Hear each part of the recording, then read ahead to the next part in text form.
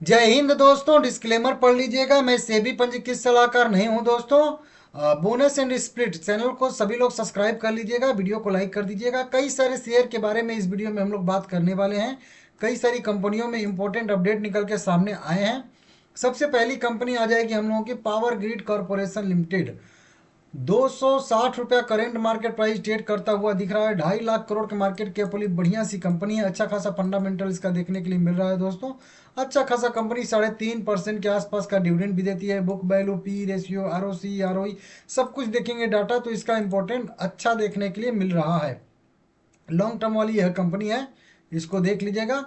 अब इस कंपनी को देखेंगे तो एक ऑर्डर मिलता हुआ नजर आ रहा है। ऑर्डर क्या मिला है तो देखिए, कंपनी कह रही है कि सूचित किया जाता है कि power grid corporation India limited को ए पी ट्रांसको आंध्र प्रदेश के चयनित उप स्टेशनों के लिए जो है 2000 मेगावाट मतलब 1000 वाले दो की संचयी जो है एक स्टैंडलोन बैटरी ऊर्जा भंडारण प्रणाली की स्थापना के लिए जो है ऊर्जा भंडारण डेवलपर्स का जो है यहाँ पे चयन किया गया है। तो यह टैरिफ आधारित प्रतिस्पर्धा बोली थी, जिसमें इसको सफल बोलीदाता घोषित किया गया है। ठीक है ना। अब सीधा सीधा समझ लीजिएगा, समझा देता हूँ कि 2000 मेगावाट के बैटरी स्टोरेज क्षमता जो है इनको विकसित करने हैं। एक एक हजार के दो मतलब बैटरी स्टोरेज क्षमता इनको विकसित करने हैं। इसके लिए एक टेंडर जारी हुआ था, टैरिफ आधारित प्रतिस्पर्धा बोली थी, और इसमें जो है इनको सफल बोलीदाता घोषित किया गया है। तो इन्होंने कुल मिला के बिड जीत लिया है, बोली इन्होंने जीती है, टेंडर इन्होंने जीता है। ठीक है ना। यहाँ पे न्यूज निकल के सामने आ रही है। इनको लेटर ऑफ ऑफर भी यहाँ पे मिलता हुआ नजर आ चुका है। तो एक बढ़िया ऑर्डर मिला है कंपनी को, और इसके वजह से शेयर जो है कल मतलब फोकस में रहेगा 31 दिसंबर 2025 को। अच्छा शेयर है, आप लोग इसको देख लीजिएगा।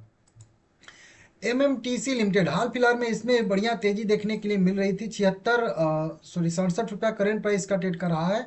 5% की इसमें भी गिरावट देखने के लिए हम लोगों को मिल रही है, लेकिन आगे भी इसमें गिरावट की संभावना है, क्योंकि शेयर एएसएम के यहाँ पे देखिए शॉर्ट टर्म एएसएम के स्टेज 1 में शामिल हो गया है। और अगर यहाँ पे नहीं समझ में आ रहा है तो यहाँ पे भी आप लोग देख सकते हो अच्छा खासा इसमें वॉल्यूम ट्रेड हो रहा है। और ये एसएम की लिस्ट में इसी वजह से गया है, क्योंकि देखिए अच्छा खासा मोमेंटम जो है हाल फिलहाल में इस स्टॉक ने दिखाया है। इसके वजह से इसको एसएम की लिस्ट में डाल दिया गया है। 2.5 लाख इक्विटी से 2.5 करोड़ इक्विटी शेयर ट्रेड हुए हैं, 177 करोड़ रुपए के टोटल। ठीक है ना।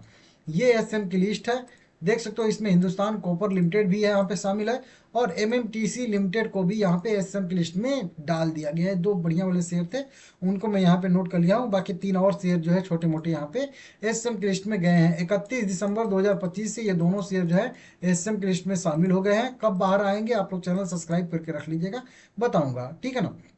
एमएमटीसी लिमिटेड का मार्केट कैप 10,000 करोड़ के आसपास देखने के लिए मिल रहा है।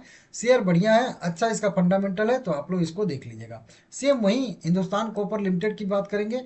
9% की इसमें भी तेजी देखने के लिए मिल रही है। 531 रुपया करेंट प्राइस का ट्रेड कर रहा है, और इस शेयर को भी एसएम की लिस्ट में ही डाला गया है। इसमें भी देखेंगे आज तो यहाँ पे 15 साढ़े 15 करोड़ इक्विटी शेयर जो है टोटल ट्रेड होते हुए हम लोगों को दिख रहे हैं। कई सारी बड़ी बड़ी लार्ज डील देखने के लिए मिल रही हैं।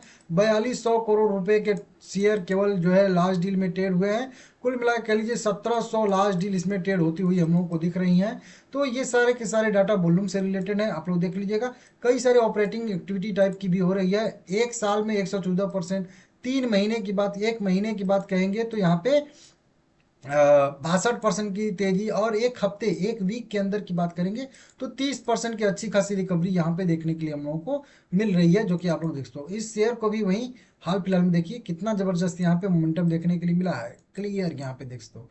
और इसी वजह से शेयर को यहाँ पे एसएम की लिस्ट में डाल दिया गया। वहीं एमएमटीसी को भी और हिंदुस्तान कॉपर लिमिटेड को भी एसएम की लिस्ट में डाल दिया गया। एसएम की लिस्ट में जाने से क्या होता है कि शेयर में थोड़ा सा दबाव होता है, ये एक तरीके से लगाम होता है। एक्सचेंज के पास एक जो कह लीजिए कि टूल होता है किसी भी स्टॉक को कंट्रोल करने के लिए, तो इन दोनों शेयर को कंट्रोल करेगा। अब जो है सेबी एसएम लिस्ट में डाल दिया है, सर्विलांस इन पे लग गया है।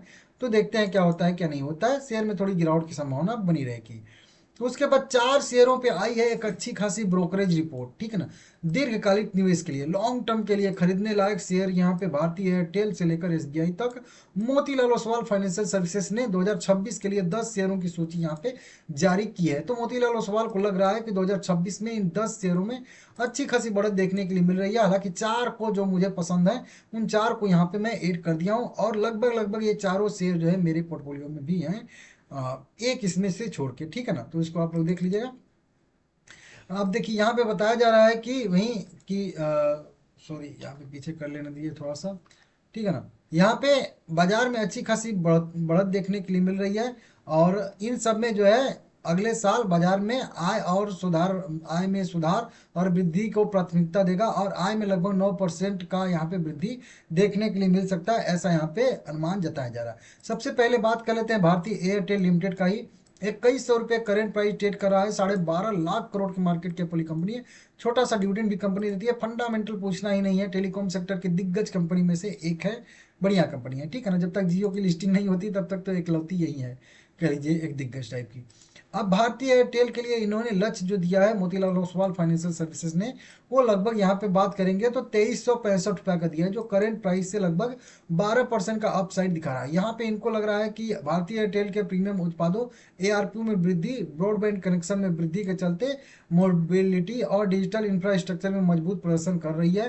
कंपनी ने आगे कहा है कि सीमित पूंजी व्यय और परिचालन दक्षता में नकदी बनी रहेगी, मजबूत बनी रहेगी, जबकि 5G और जो है डिजिटल प्लेटफॉर्म में निवेश जारी रहेगा। तो कंपनी अपना जो है खर्चा भी करती रहेगी, बिजनेस भी आगे बढ़ाती रहेगी। 2025 से लेकर 28 तक के दौरान राजस्व में और बीटा में लगभग 15 से लेकर 18% का एजीआर देखने के लिए मिलेगा।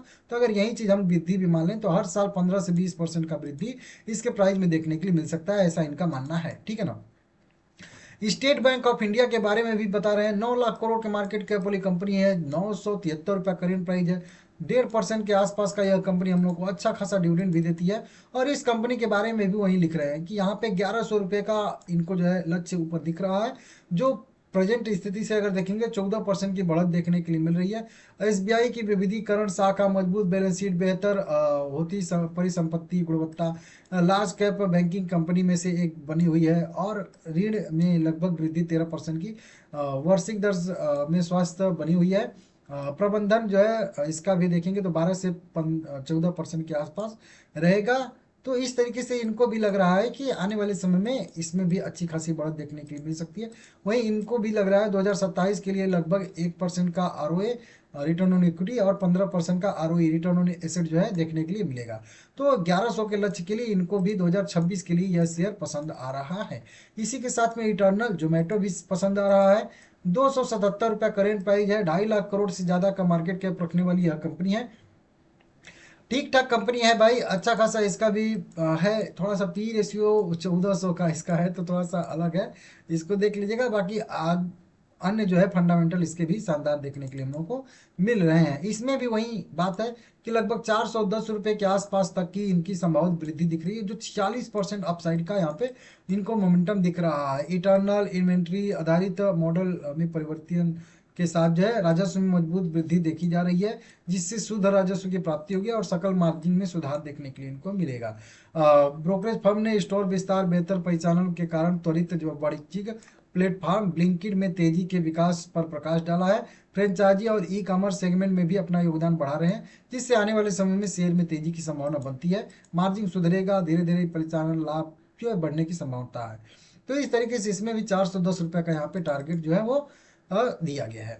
HCL टेक्नोलॉजी लिमिटेड के बारे में भी बताया जा रहा है कि 1615 रुपये करेंट प्राइस है।